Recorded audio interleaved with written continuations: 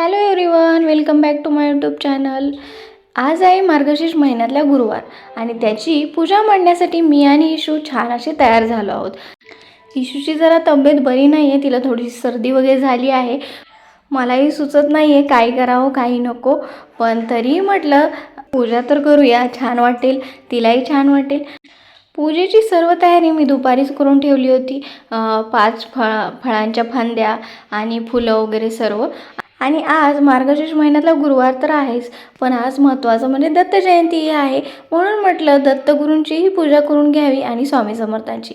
आणि त्यांच्याही मूर्त्या माझ्याकडे इथे 2च मूर्त्या आहेत, त्या मी त्यांचीच पूजा करते रोज. आणि त्याही ह्या देवीसमोर मांडल्या आणि छान अशी पूजा मांडून घेतली. छान छोटीशी अशी रांगोळी काढली, कारण इथे घरामध्ये रांगोळी काढली तर इशू पुसूनच टाकते, ती जास्त नाही ठेवत, म्हणून छोटीशीच रांगोळी काढली आणि सुंदर अशी पूजा मांडून घेतली. दिवा लावला, धूप अगरबत्ती लावून घेतली आणि खरंच घरामध्ये पूजा केली ना प्रसन्न वाटतं.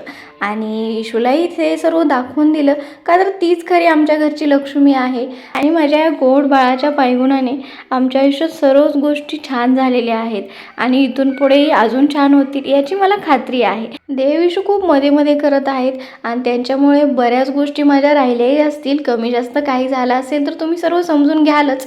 तर मग छान पूजा झाली, आरती ओवाळून घेतली आणि छान असा देवाला नमस्कार करून घेतला. आणि मी नमस्कार केला, मग नंतर इशूताई तर तयारच असतात आणि मग मॅडमनी छान असा नमस्कार केला. देवासमोर नतमस्तक होऊन नमस्कार करतं हे छोटंसं बाळ. आणि अशी छोटीशी माझी पूजा झाली होती. रात्री मी पोथी वाचून घेतली, पण त्याचं शूट घेणं माझ्याकडून राहून गेलं. या महालक्ष्मीच्या व्रताची कथा, भद्रश्रवा राजा राणीची ही कथा तुम्हाला पुन्हा पुन्हा वाचायला आवडते का? मला तर खूप आवडतं. आणि तुम्हाला हा व्हिडिओ कसा वाटला हे मला कमेंटमध्ये सांगा. चला तर भेटूया नेक्स्ट व्हिडिओमध्ये. Like, share, subscribe.